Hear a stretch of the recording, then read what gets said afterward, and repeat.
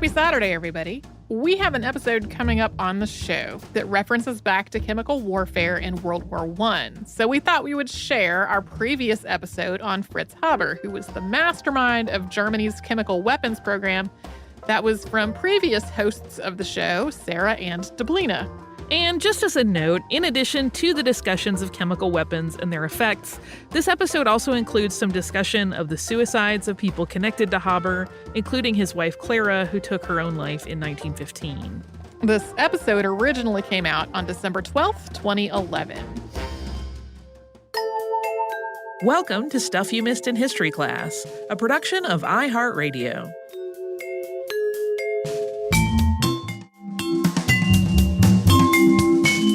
Hello and welcome to the podcast. I'm Sarah Dowdy. And I'm Deblina Chakraborty. And Deblina, I'm sure you've noticed, but we talk a lot about these father of subjects. So like Alan Turing, the father of computer science. I think also the father of artificial intelligence. Recently, Alphonse Bertillon, who is the father of the mugshot. That's a pretty good one. And then Harvey Wiley, too. Yes, the pure food father. Yeah, exactly. So today's subject, German chemist Fritz Haber, might have one of the more dubious father of titles. He's commonly considered the father of chemical warfare for his work during World War I. That sounds pretty bad already, but it's worth getting it out there right now that that's not a passively earned title either. He's not a scientist who made a discovery and then watched as it was applied by other workers, other scientists to something horrible. He actively promoted the development and use of gas in warfare, even witnessing its deployment from the front. But Haber's chemical work also led to the development of synthetic fertilizers, another fraught subject due to environmental concerns, of course, but undoubtedly significant, too. The BBC estimates that 2 out of 5 people would not be alive today if global crop yields hadn't shot through the roof in the 20th century, allowing way more food to be grown for a population now rounding 7 billion. So, I mean, that's an amazing statistic to me. It really stops and makes you stop and think. It does. It makes you wonder if you might be 2 out of 5 there. But we have 2 sides of a story set up already. So there's Fritz Haber, the brilliant chemist creating instruments of war, and Fritz Haber, the brilliant chemist saving millions of people from famine. We can also add to the mix a tragic family life, a complicated existence as a patriotic German Jew, and a Nobel Prize, which those have been popping up a lot in podcasts lately too. But we're going to start in Breslau, Prussia, which is now part of Poland, where Fritz Haber was born December 9th, 1868. And his father worked in the pigment and dye industry, importing pigments and dyes. And his mother died within a month of giving birth to him, which was a fact that might have caused a little bit of family tension between the father and the son. And Haber's father's business, being chemically based, may have actually helped stoke an interest in chemistry for him, because by the time he enrolled at the University of Berlin in 1886, it was to study science. And he continued his schooling at Heidelberg, where he studied with Robert Wilhelm Bunsen, a very famous name. Bunsen burner. Bunsen burners, and the Charlottenburg Technische Hochschule in Berlin, taking a year off for military service. After a stint working for his father and dabbling in industry, Haber turned to scientific research in Zurich and at the University of Vienna. His first academic job came in 1894 with the Department of Chemical and Fuel Technology in Karlsruhe, where he switched his focus from organic chemistry to physical chemistry. By 1897, he branched out into electrochemistry, and by 1904, he was studying thermodynamics. Yeah, and it's during this phase that he began his life-changing work. Back in 1898, the British chemist William Crookes had issued this very dire pronouncement, and of course, pronouncements like this had been issued throughout history, but this is the one we're focusing on. He predicted that during the upcoming century, the world's food supply would no longer be able to support its booming population. Population would outstrip how much food we could grow. So the question was, how could we boost crop yield so we wouldn't have all these people starving? Well, nitrogen fertilizer certainly helps make more productive crops. And just a very quick, very brief science lesson here. Nitrogen is, of course, all around us. It's the largest component of the air we breathe, but it's obviously of no use to plants unless it's fixed fixed in something water-soluble like ammonia or nitrates, for instance. So I thought of the Three Sisters method that Native Americans used. That was my first sort of bell that rung for nitrogen fixing. Interesting. Yeah, you might remember it too. It's just this simple, natural version of fixing nitrogen where the bean plants, I think, would fix it in the soil for the maize and the squash plants. But we're talking a much larger scale production by this point than that. And by the turn of the century, the largest natural sodium nitrate source for commercial farming was guano, which is bird or bat poop. And that's still sometimes used as fertilizer. But in the least practical scenario imaginable, the best source for guano worldwide at the time was this 220-mile, 5-foot-thick deposit of bird droppings in Chile. It's pretty gross. It is a little gross. And just, like I said, really not practical at all. I mean, you imagine being in Germany and you're having to import this guano from across the world. It seems like there'd be a better solution. Okay, so that's why Haber starts working on this problem. He starts tinkering, and truly tinkering. There's no stroke of luck here or sudden discovery. And by 1908, he figured out the right conditions to make ammonia out of air. Specifically, he used an iron catalyst to force hydrogen and nitrogen to combine into ammonia under very high temperatures and a very high pressure. His lab techniques were then refined and adapted for industrial purposes by another German chemist, Carl Bosch. And the resulting process, appropriately named the Haber-Bosch process, made large-scale production of ammonia feasible and economical enough to make huge batches of commercial fertilizer. The first ammonia plant was built in 1911, and more quickly followed that.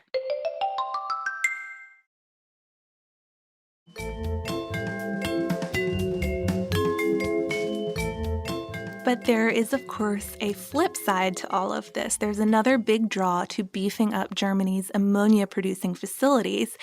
Ammonia oxidized under the Ostwald process becomes nitric acid, which is a key component in munitions and other explosives manufacturing. So after transferring to lead the newly established Kaiser Wilhelm Institute in 1911, Haber supervised the establishment's dedication to the war effort. And he was a really enthusiastic German patriot, and his institute made a lot of important contributions to the war effort, not just in weaponry, but in supplies and developments to keep machinery running, things like antifreeze replacement, stuff on that level, something pretty crucial, nevertheless, to blockaded Germany, keeping their supply lines running. But Haber is not best remembered for antifreeze replacement contributions, of course. He's best remembered for his work in gas warfare. He thoroughly believed in gas as a humane weapon. I know that's really hard to comprehend because gas seems like one of the most terrible weapons there is, but he saw it as a way to end the war quickly and to end this war that was going to drag on in the trenches and all of that, but end it quickly and decisively in favor of Germany with fewer German deaths and less debt.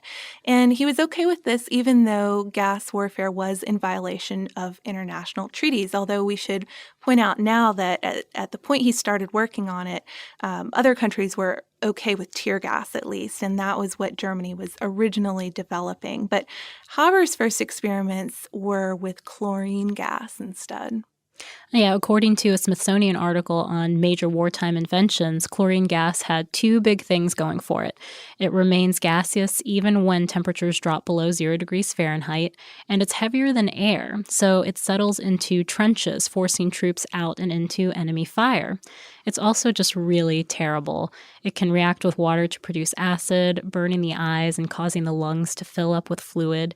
At its worst, you literally drown in air. It's pretty terrible. So the Germans first deployed it under Haber's direct supervision at the Second Battle of Ypres, April 22nd, 1915, under the code name Disinfection. And I saw all sorts of reports for the number of people affected, totaling the Allies, Germans, and civilians too, because you can't really exactly control where gas goes. So numbers vary. Numbers vary a lot, but British records showed 350 killed and 7,000 casualties. And that, of course, means men who were out of commission due to the severity of their injuries. They were blinded or had terrible respiratory effects from it and were sometimes out of commission for the rest of the war. And the attack was a success for the Germans, though, so much so that they were completely unprepared to follow up with reinforcements. It was also a success for Haber and a validation of his work. After Ypres, Haber was promoted to captain in the army, which was the highest position that he obtained. The night of his celebratory party, though, his wife, Clara Immerwahr, committed suicide with his service weapon. The reasons behind her death are really unknown. She was a fellow chemist, the first German woman to get a doctorate in chemistry, actually, from a German university. But the hoped-for scientific partnership of her marriage, maybe she was hoping for something like the Curies, it proved to be a disappointment to her. There really weren't many professional opportunities for married women scientists with children at the time.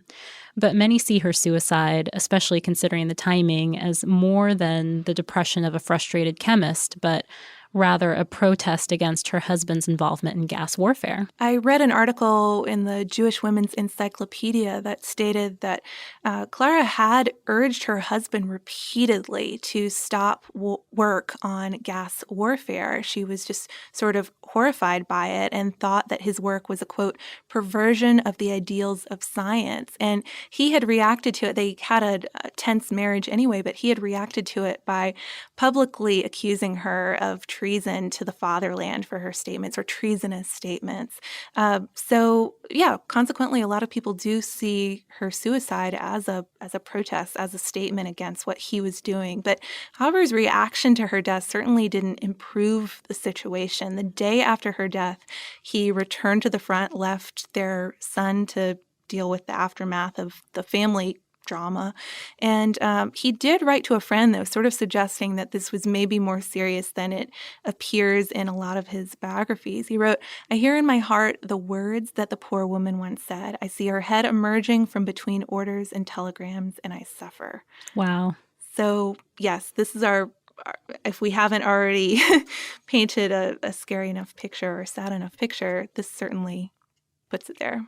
By 1916, Haber was in charge of Germany's Chemical Warfare Service, where he continued his work in gas research and development. Chlorine was countered with effective masks pretty quickly and was supplanted by phosgene, which was responsible for most of the gas deaths, and mustard gas, which could burn the skin and cause these horrible blisters in addition to suffocation. That's probably the gas that you think of the most when you're thinking of gas warfare in World War I. Right.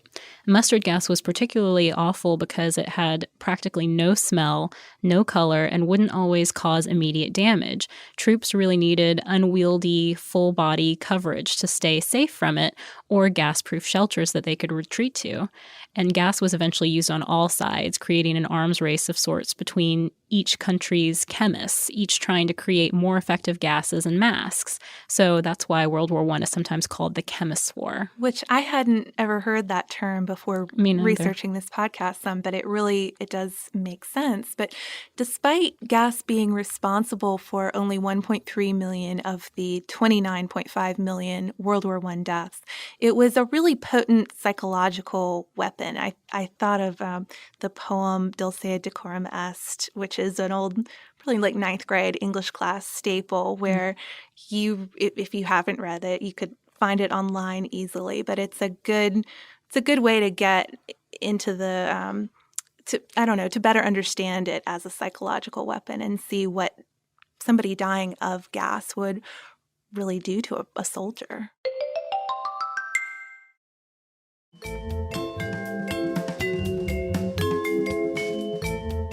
Besides just getting into people's heads, the gas, it required a lot of logistical adaptations as well.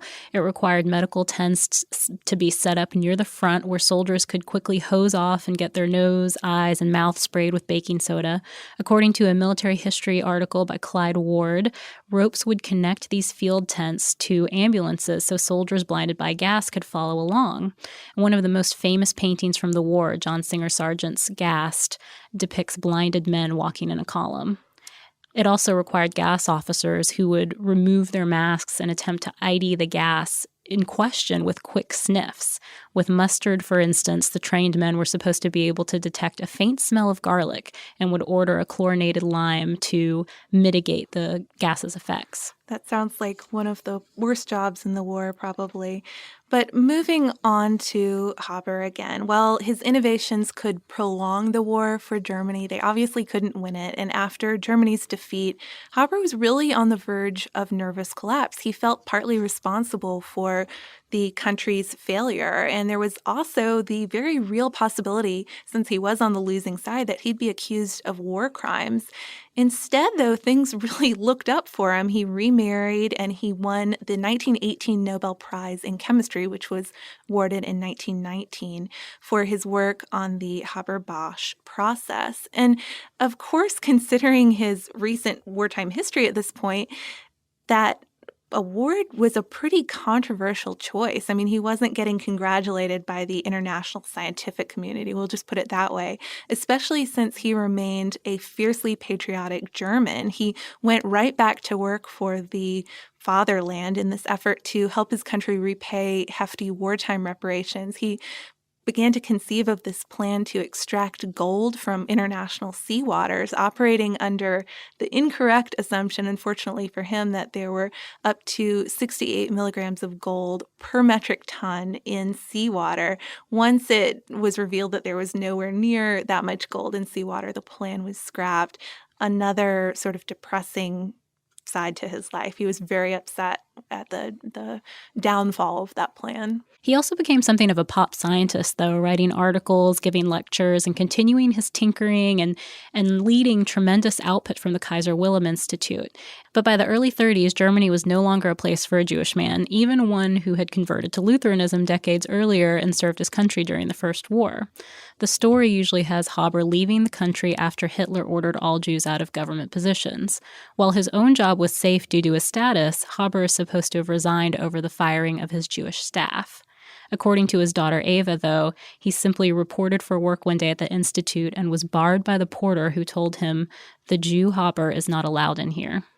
Either way, though, he did leave Germany and took up an invitation to go to Cambridge and work in exile, and wrote to a friend once he was there, quote, "I was German to an extent that I feel fully only now, and I am filled with incredible disgust." I would assume over being abandoned by his country. But he only ended up staying in England for a few months before moving on to Switzerland and dying there of a heart attack in 1934 at the age of 65. While he was in Switzerland, he had been en route to meet with Chaim Weizmann, who was the future first president of Israel, and he was planning to meet with him about a new position at an institute. So he was actively looking to continue his work when he passed away. The legacy of Haber's work took an even darker turn during the Second World War. While Hitler's own experience with gas left him with a sometimes hoarse voice and a revulsion to its combat use, he found it an effective means of mass civilian killings. In the 1920s, Haber had helped to develop pesticide gases at the Kaiser Wilhelm Institute, and that research ultimately developed into Zyklon B, the gas that was used during the Holocaust at Nazi extermination camps. Some of Haber's own relatives died in those camps. I mean, I think that's the saddest twist to the story, and I guess he wasn't alive to see it, but it certainly, I don't know, it affected me more than some of the other sad facts in his life. But just to pile it on, his son, by his first marriage, committed suicide in the 1940s, and then his other son, his son from his second marriage, went on to become a historian of gas warfare. He wrote a book called The Poisonous Cloud, and it's one of the best-known books, I think, on gas warfare during World War I. After his death, the Kaiser Wilhelm Institute was eventually renamed the Fritz Haber Institute, and Haber's prize-winning collaborator Bosch also saw mixed fortunes leading up to the Second War. He had become president of a German chemical manufacturing company and had won the 1931 Nobel Prize in Chemistry for his half of the Haber-Bosch process. But he also saw one of his plants blow up, killing hundreds, and said of the approaching war, quote, "My entire life's work will be destroyed, and I cannot survive that." So, Boy, it's really gotten to be a It's sad a really episode depressing now. episode. But how are we going to attempt to reconcile the two sides of Fritz Haber? I mean, I think it's a question that anybody who looks at his life tries to answer. He's a Nobel-Prize winner. He's responsible for some pretty impressive discoveries, but also for some really disturbing stuff. His Nobel biography describes him like this: Haber lived for science, both for its own sake and also for the influence it has in molding human life and human culture and civilization. And that's, of course, referring to his work developing fertilizers, but I think it also speaks pretty poignantly to his work in weaponry and gas. And I know during the blood work interview, we had talked a little bit about ambiguity in science. You don't really know exactly how it's going to play out, and how some of those experiments with animals are really disturbing to us now. And I think that Haber, in that quote in particular, kind of sum up that idea of the ambiguity of science.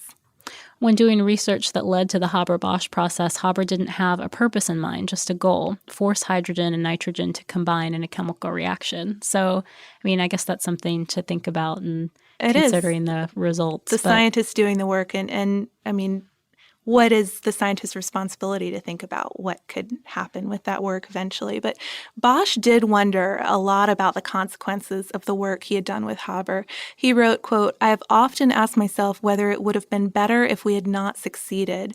But these questions are useless. Progress in science and technology cannot be stopped." And just to throw one final quote in the mix here, I think that it's really interesting to compare that quote that Bosch left later in life with one that Haber wrote as a young man before seeing the benefits and the terror caused by his discoveries. He wrote, "We only want one limit, the limit of our own ability." So, yeah, think on that a little bit, guys. Thanks so much for joining us on this Saturday. Since this episode is out of the archive, if you heard an email address or a Facebook URL or something similar over the course of the show, that could be obsolete now. Our current email address is historypodcast@iHeartRadio.com. Our old How Stuff Works email address no longer works. You can find us all over social media at Missed in History. And you can subscribe to our show on Apple Podcasts, Google Podcasts, the iHeartRadio app, and wherever else you listen to podcasts. Stuff You Missed in History Class is a production of iHeartRadio. For more podcasts from iHeartRadio, visit the iHeartRadio app, Apple Podcasts, or wherever you listen to your favorite shows.